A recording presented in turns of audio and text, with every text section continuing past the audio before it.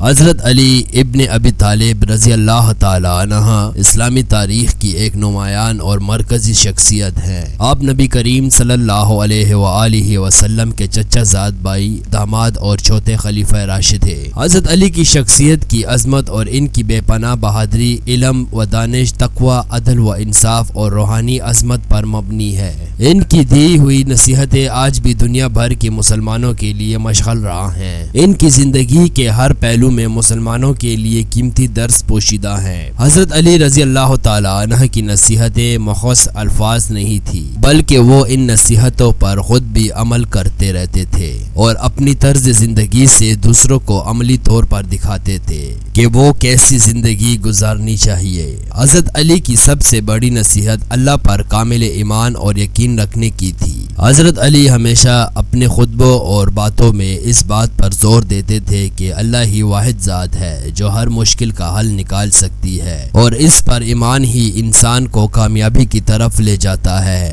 آپ کا فرمان تھا کہ دنیا کی زندگی ایک عارضی سفر ہے اور آخرت ہی اصل منزل ہے۔ آپ نے فرمایا، ایمان کا پہلا قدم صبر اور شکر ہے۔ یہ قول اس بات کی طرف اشارہ کرتا ہے کہ ایک مومن کو مشکلات میں صبر اور نعمتوں میں شکر ادا کرنا چاہیے۔ حضرت علی کی زندگی میں ایمان کا عنصر بہت نمایاں تھا، اور ان کی یہ نصیحت ہمیں بتاتی ہے کہ اللہ پر مکمل بھروسہ اور یقین رکھنا ضروری ہے۔ حضرت علی رضی اللہ تعالی عنہ کو علم کی دنیا میں ایک منفرد مقام حاصل تھا۔ ان کے اقوال اور خطبات علم کی عظمت پر مشتمل ہوتے تھے۔ آپ نے ہمیشہ علم کی جستجو کو دنیاوی دولت سے بہتر سمجھا۔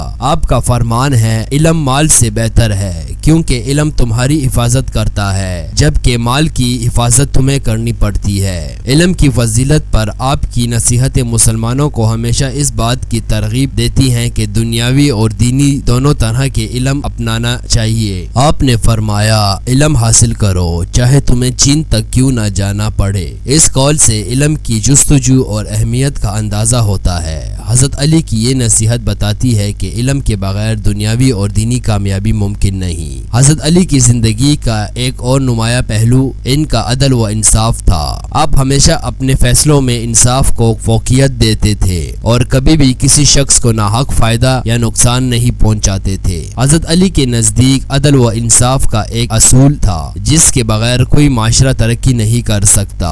آپ کا ایک مشہور قول ہے، انصاف کو اپنے سے شروع کرو پھر دوسروں کے ساتھ بھی انصاف کرو۔ اس قول کا مطلب ہے کہ اگر ہم دوسروں کے ساتھ انصاف کرنا چاہتے ہیں تو سب سے پہلے ہمیں خود اپنے ساتھ انصاف کرنا سیکھنا ہوگا۔ حضرت علی نے اپنے دور خلافت میں عدل و انصاف کو ہر معاملے میں مقدم رکھا اور ہمیں بھی یہی درس دیا کہ انصاف کے بغیر کوئی قوم ترقی نہیں کر سکتی۔ حضرت علی رضی اللہ تعالی عنہ نے ہمیشہ تقوی اور پرہیزگاری کو اپنا شعار بنایا۔ ان کی زندگی میں تقوی کا عنصر اس قدر مضبوط تھا کہ وہ ہمیشہ حق پر ڈٹے رہتے تھے، چاہے وہ کتنی ہی مشکل کیوں نہ ہو۔ آپ فرماتے ہیں، جس دل میں تقوی ہو وہ کبھی گمراہ نہیں ہوتا۔ یہ نصیحت ہمیں بتاتی ہے کہ اگر ہم اللہ کا خوف اپنے دل میں رکھیں اور اس کے احکامات پر عمل کریں تو ہم کبھی گمراہ نہیں ہو سکتے۔ تقوی کا مطلب یہ ہے کہ انسان ہمیشہ اپنے اعمال میں اللہ کی رضا کو سامنے رکھے اور دنیاوی لذتوں اور فتنوں سے بچ کر زندگی گزارے۔ حضرت علی نے ہمیں سکھایا ہے کہ تقوی ہی وہ بنیادی اصول ہے جو انسان کو اللہ کے قریب کرتا ہے اور دنیاوی مشکلات سے دور رکھتا ہے۔ حضرت علی کی زندگی میں صبر اور استقامت کا عنصر بہت نمایاں تھا۔ آپ نے اپنی زندگی کے بہت سے مشکل مراحل کو صبر اور استقامت کے ساتھ گزارا اور ہمیں بھی یہی سکھایا ہے کہ مشکل کے وقت اللہ پر بھروسہ رکھنا چاہیے اور صبر کا دامن نہیں چھوڑنا چاہیے۔ حضرت علی نے فرمایا ہے، صبر کا پھل ہمیشہ میٹھا ہوتا ہے۔ یہ قول ہمیں بتاتا ہے کہ اگر ہم صبر کریں تو اللہ ہمیں آزمائشوں سے نکال کر کامیابی عطا کرتا ہے۔ حضرت علی کی زندگی میں کئی مشکلات آئی لیکن آپ نے کبھی بھی صبر کا دامن نہیں چھوڑا، چاہے وہ جنگیں ہوں یا خلافت کے دور میں ہونے والے فتنوں کا مقابلہ۔ حضرت علی نے ہمیشہ اللہ پر بھروسہ کیا اور ہر حال میں صبر کا مظاہرہ کیا۔ آپ کی یہ نصیحت ہمیں بتاتی ہے کہ صبر اور استقامت ہی وہ بنیادی اصول ہیں جو انسان کو کامیابی کی طرف لے جاتے ہیں۔ حضرت علی رضی اللہ عنہ دعا کی اہمیت پر بہت زور دیتے تھے۔